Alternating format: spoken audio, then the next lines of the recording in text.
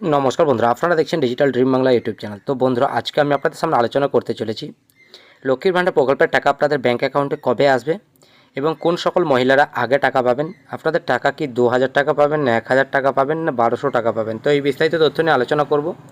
আলোচনার মূল পর্বে জানাবো, যদি আমাদের এই ছোট্ট চ্যানেলে আপনাদের ভিডিও ভালো লাগে তো অবশ্যই লাইক, শেয়ার, কমেন্ট করবেন এবং চ্যানেলের পাশে থেকে চ্যানেলটিকে সাবস্ক্রাইব করে রাখবেন।